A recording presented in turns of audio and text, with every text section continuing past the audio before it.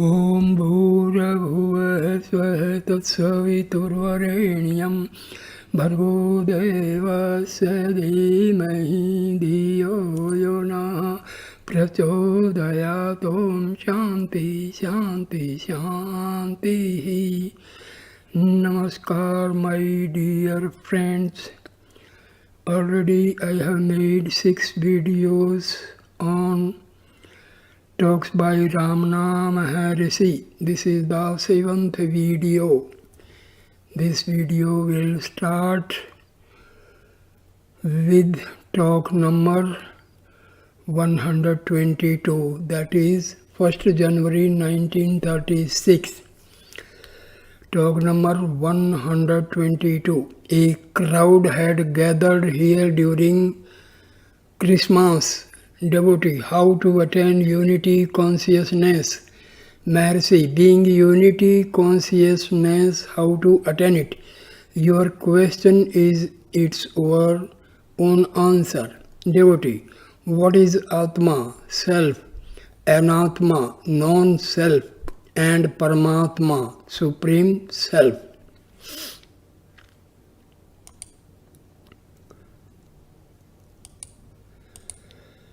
Maharshi replies, Atma is Jivatma, the individual self, and the rest are plain. The self is ever present, Nitya Siddha. Each one wants to know the self. What kind of help does one require to know oneself? People want to see the self as something new, but it is eternal and remains the same all along. They desire to see it as a blazing light, etc. How can it be? It is not light, not darkness, no tejo, no tamaha. It is only as it is. It cannot be defined. The best definition is I am that I am. The Shrutis speak of the self as being the size of one's thumb, the tip of hair, an electric spark, vast, subtler than the subtlest, etc. They have no foundation in fact. It is only being, but different from the real and the unreal. It is knowledge, but different from knowledge and ignorance. How can it be defined at all? It is simple being. Again, Sri Bhagavan said that in the whole Thayunmanvar literature, he preferred one stanza which says, ego disappearing, another I, spontaneously manifest in full glory, etc. Again, he cites Sakandar Anubhuti, not real, nor unreal, not darkness, nor light it is. One man said that a Siddha of Kumbakonam claimed to overcome the defects in Sri Sankara's system, which deals only with transcendentalism and not the work-a-day life. One must be able to exercise superhuman powers in ordinary life. That is to say, one must be a Siddha in order to be perfect. Sri Bhagavan pointed out a stanza in Thayumanavar which condemns all Siddhis. Further, he said that Thayumanavar mentions Mona, silence, in numerous places but defines it is only one verse. Mona is said to be that state which spontaneously manifests after the annihilation of the ego. That state is beyond light and darkness, but still it is called light since no other proper word could be found for it. 3rd January 1936, talk number 123. Dr. Muhammad Hafiz Sayyid, a Muslim professor of Persian and Urdu in the University of Allahabad, asked, "What is the purpose of this external manifestation?" Maharshi, this manifestation had induced your question. Devotee, true, I am covered by Maya. How to be free from it? Maharshi, who is covered by Maya? Who wants to be free? Devotee, Master being asked who? Master being asked who? I know that it is ignorant me, composed of the senses, mind and body. I tried this inquiry. Who, after reading Paul Brunton's book, 3 or 4 times I was feeling elated and the elation lasted some time and faded away. How to be established in I? Please give me the clue and help me, Master. Maharshi, that which appears anew must also disappear in due course. Devotee, please tell me the method of reaching the eternal truth. Maharshi, you are that. Can you ever remain apart from the self? To be yourself requires no effort since you are always that. Talk number 124. Another impatient questioner elaborated long premises and finished asking why some children die a premature death.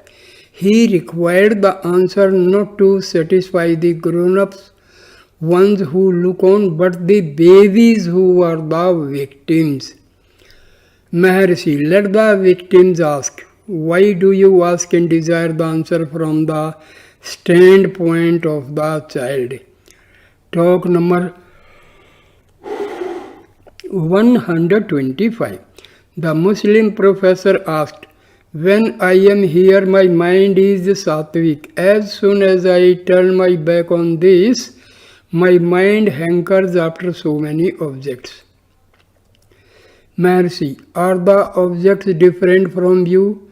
There can be no objects without the subject. Devotee, and how shall I know it? Maharshi, being that, what do you want to know? Are there two selves for the one to know the other? Devotee, again I repeat, sir, how to know the truth of all this and experience the same? Maharshi, there is no gaining of anything new. All that is required is to rid the self of ignorance. This ignorance is the identification of the self with the non-self. Devotee, yes, still I do not understand. I must have your help. Everyone here is waiting on you for your grace. You yourself must have sought originally the help of a Guru or of God. Extend that grace to others now and save me. Before I came here, I desired to see you very much, but somehow I could not find an opportunity to do so. In Bangalore, I made up my mind to return to my place. I met Mr. Friedman and others who sent me here. You have dragged me here. My case is like Paul Brunton's in Bombay, when he was dragged here having cancelled his passage home. I hesitated at first on arrival. I wondered if I would be permitted to approach you and converse with you. My doubts were soon set at rest. I find that all are equal here. You have established an equality among all. I dined with you and others. If I should say so to my people in UP, they would not believe it. The Brahmins would not drink water with me, nor chew pan with me, but here you have taken me and others like me in your fold. Though Gandhi is striving hard, he cannot bring about such a state of affairs in the country. I am very happy in your presence. I regard you as God. I consider Sri Krishna to be true God because he has said, whomsoever one may worship, the worshipper worship me only and I save him. Whereas all others have said salvation is through me, meaning himself only. Krishna alone is so broad-minded and has spoken like God. You observe the same kind of equality. Talk number 126. Dr. Syed again asked, should anyone desirous of spiritual progress take to action or renunciation, Parvirti Marga or Nirvirti Marga? Mercy, do you go out of the self? What is meant by giving up? An American engineer asked about Satsanga, association with sages. Maharshi, Sat is within us. Devotee, in the book Who Am I, you have said the heart is the seat of the mind. Is it so? Maharshi, the mind is Atma. Devotee, is it Atma itself or its projection? Maharshi, the same. Devotee, the Westerners look on the mind as the highest principle, whereas the Easterners think the contrary. Why? Mercy, where psychology ends, there philosophy begins. This is experience. The mind is born, we see it. Even without the mind, we exist. There is everyone's experience to prove it. Devotee, in deep sleep I do not seem to exist. Mercy, you say so when awake. It is the mind which speaks now. You exist in deep sleep beyond mind. Devotee, Western philosophy admits the higher self as influencing the mind. Talk number 127. The American engineer asked, does distance have any effect upon grace? Mercy, time and space are within us. You are always in yourself. How do time and space affect it? Devotee, in radio, those who are nearer hear sooner. You are Hindu, we are American, does it make any difference? Mercy, no. Devotee, even thoughts are read by others. Even thoughts are read by others. Mercy, that shows that all are one.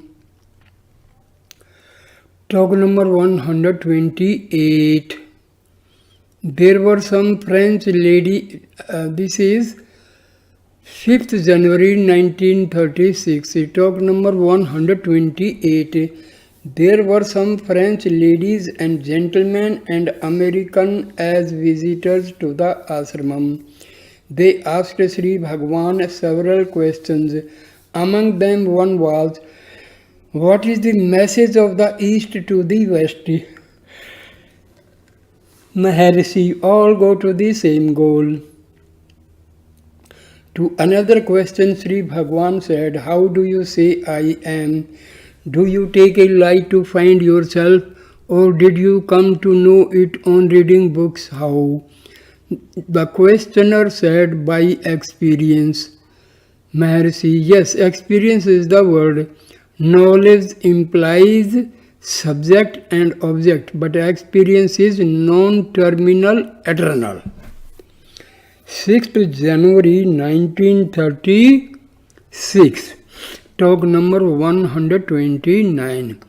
An elderly gentleman, formerly a co-worker with B.V. Narasimha Swami and author of some Visishta Advaita work, visited the place for the first time.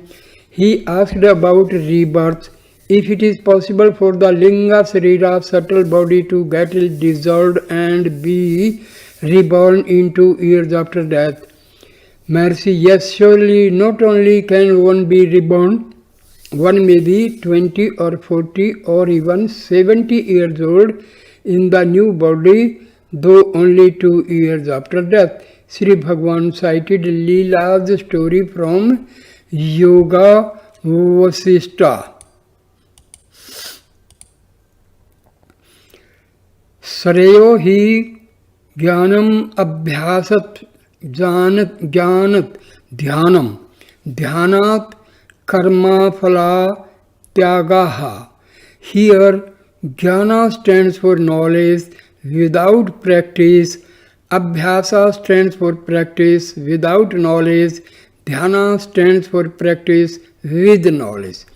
Knowledge without practice accompanying it is superior to practice without knowledge. Practice with knowledge is superior to knowledge. Without practice accompanying it, Karam-phala tyaga nishkama karma, as of a jnani, action without desire is superior to knowledge with practice. Devotee, what is the difference between yoga and surrender? Maharshi, surrender is bhakti yoga. To reach the source of the I thought is the destruction of the ego, is the attainment of goal, is prapatti, surrender, jnana, etc. Talk number 130. Lakshman Brahmachari from Sri Ramakrishna Mission asked, an query of who am I, or of the I thought, being itself a thought, how can it be destroyed in the process? Maharshi, when Sita was asked who was her husband among the rishis, Rama himself being present there as a rishi in the forest by the wives of the rishis, she denied each one as he was pointed out to her, but simply hung down her head when Rama was pointed out. Her silence was eloquent. Similarly, the Vedas also are eloquent in neti neti, not this, and then remain silent. Their silence is the real state. This is the meaning of exposition by silence. When the source of the I thought is reached, it vanishes, and what remains over is the self. Devotee, Patanjali Yoga Sutras speak of identification. Maharshi, identification with the Supreme is only the other name for the destruction of ego. Talk number 131. Mr. Subbarao asked, what is Mukhya Prana, the chief prana? Maharshi, it is that from which the ego and the prana rise. It is sometimes called Kundalini. Consciousness is not born at any time, it remains eternal, but ego is born, so also the other thoughts. Associated with the absolute consciousness, they shine forth, not otherwise. Devotee, what is moksha? Liberation. Maharshi, moksha is to know that you were not born. Be still and know that I am God. To be still is not to think, know and not think is the world. Devotee, there are said to be 6 organs of different colors in the chest, of which the heart is said to be 2 finger breadth to the right of the middle line. But the heart is also formless. Should we then imagine it to have a shape and meditate on it? Maharshi, not only the quest, who am I, is necessary. What remains all through deep sleep and walking is the same. But in waking there is unhappiness and the effort to remove it. After who wake up from sleep, you say I. Now you are told to hold fast to this I. If it is done, the eternal being will reveal itself. Investigation of I is the point and not meditation on the heart center. There is nothing like within or without. Both mean either the same thing or nothing. Of course, there is also the practice of meditation on the heart center. It is only a practice and not investigation. Only the one who meditates on the heart can remain aware when the mind ceases to be active and remains still. Whereas Those who meditate on other centers cannot be so aware. But in further, the mind was still only after it becomes again active. Talk number 132. An educated man asked, is there an absolute being? What is its relation to the relative existence? Maharshi, are they different from each other? All the questions arise only in the mind. The mind arises with waking and subsides in deep sleep. As long as there is a mind, so long will there be such questions and doubts. Devotee, there must be stage after stage of progress for gaining the absolute. Are these grades of reality? Mercy. There are no grades of reality. There are grades of experience for the jiva and not of reality. If anything can be gained anew, it could also be lost, whereas the absolute is central here and now. Devotee, if so, how do I remain ignorant of it? Avarna. Mercy. For whom is this ignorance veiling? Does the Absolute tell you that it is veiled? It is the Jiva who says that something veils the Absolute. Find out for whom this ignorance is. Devotee.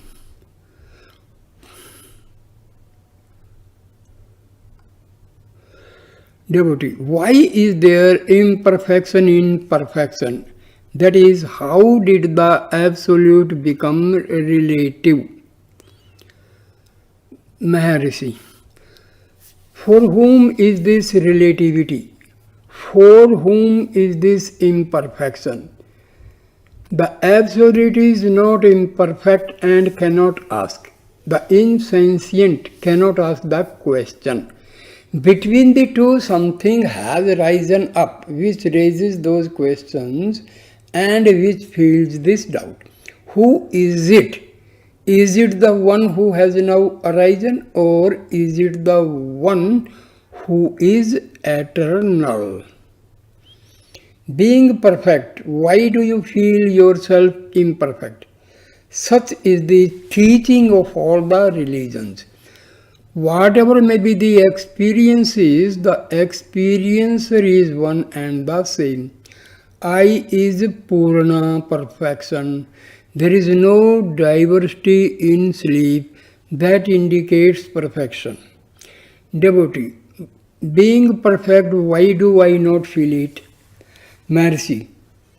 Nor is imperfection felt in deep sleep.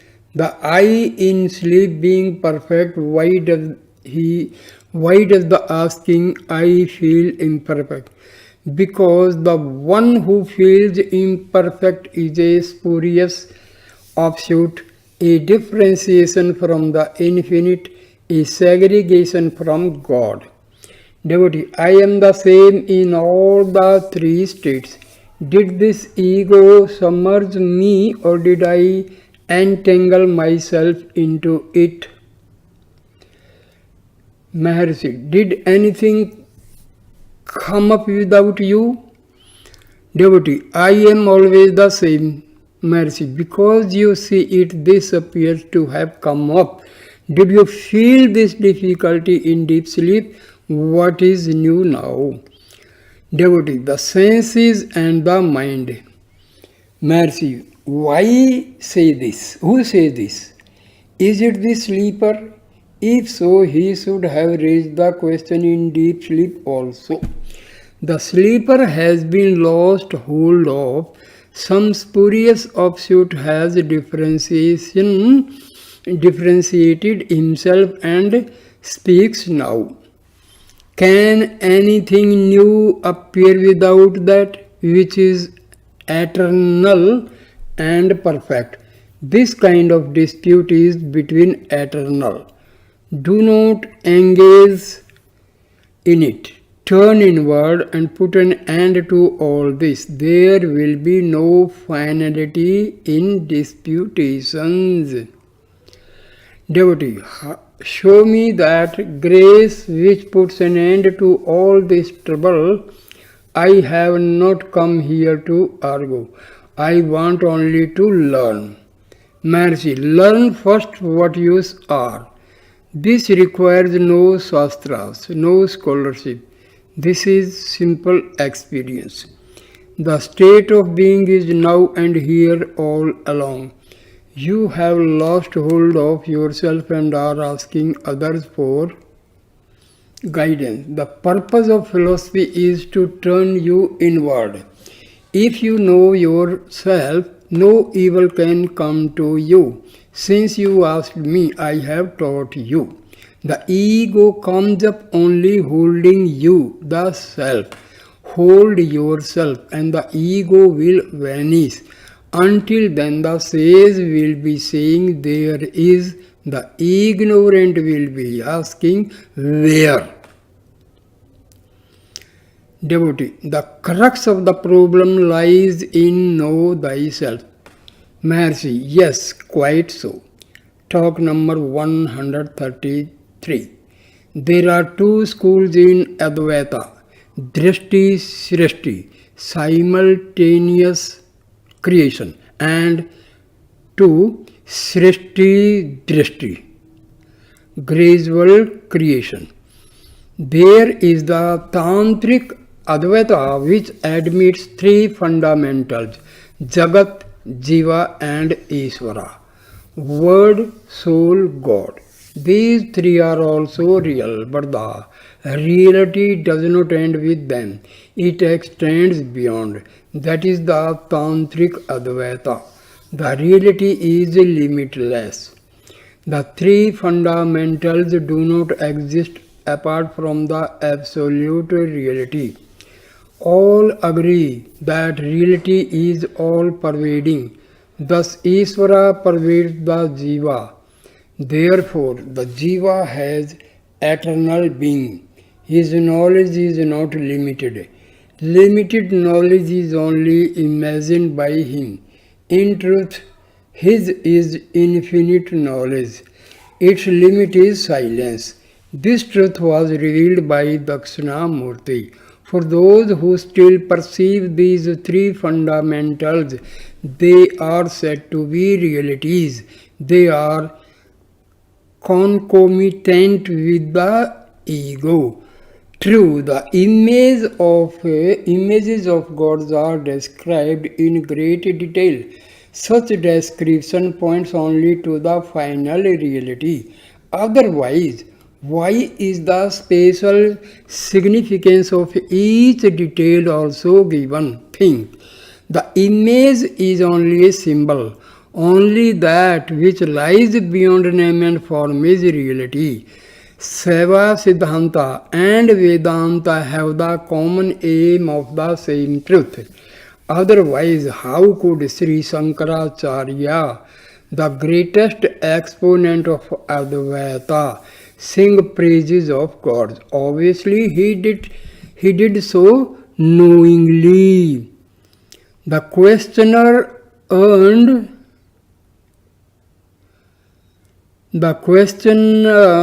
earnestly explained that his faith in Seva, Siddhanta, Vedanta, etc. was shaken after reading Bahyak literature. Please save me, he said.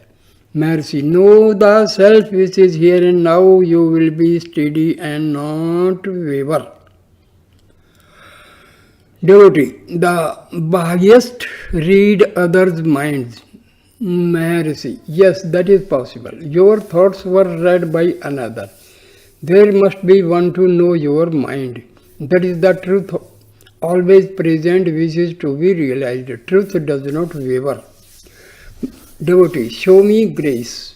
Maharshi, grace always is and is not given.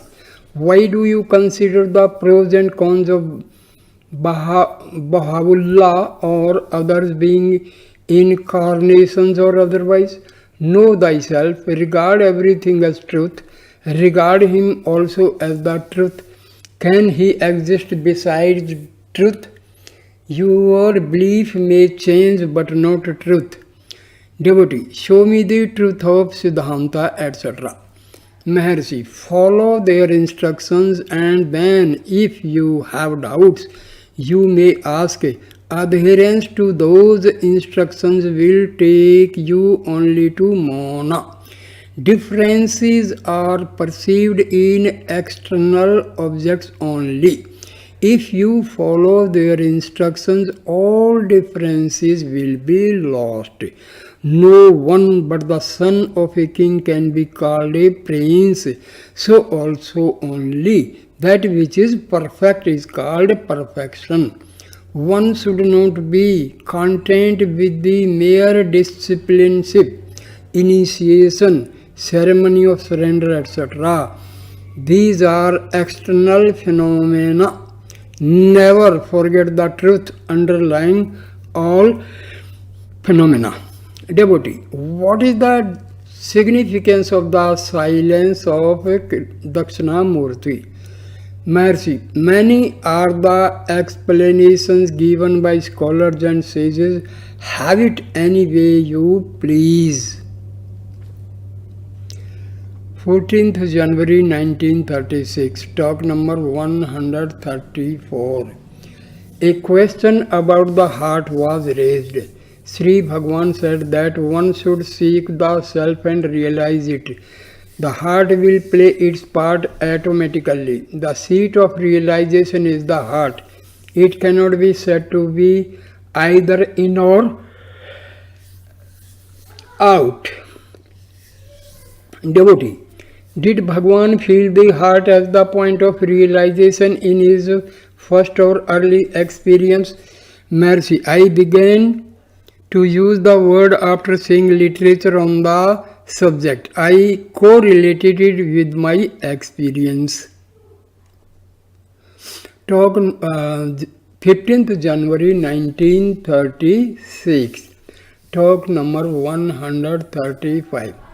Three European ladies from the Theosophical Conference came here and asked, is the whole scheme, the plan really good, or is it in the nature of an error, a mistake of which we have to make the best? Maharshi, the plan is indeed good. The error is on our part. When we correct it in ourselves, the whole scheme becomes all right. Devotee, have you any formula to teach us how to bring it about through a remembrance of what we do during sleep? Maharshi, no formula is needed. Everyone has the experience that he slept happily and know nothing then. Nothing else was experienced. Devotee, the answer does not satisfy me. We wander in the astral plane in our sleep, but we do not remember it. Maharshi, the astral plane is concerned with dreams, not with deep sleep. Devotee, what do you consider to be the cause of world suffering, and how can we help to change it? As individuals, B, collectively. Maharshi, realize the real self. It is all that is necessary. Devotee, can we hasten our illumination for greater service, and how? Maharshi, as we are not able to help ourselves, so we have to surrender ourselves to the Supreme completely. Then He who will take care of us as well as the world. Devotee, what do you consider the goal? Maharshi, self-realization. Devotee, is there any way to meet the appointed guru for each? Maharshi, intense meditation brings it about. Talk number 136. Dr. G.H. Mies, a young Dutchman, was here for a few days.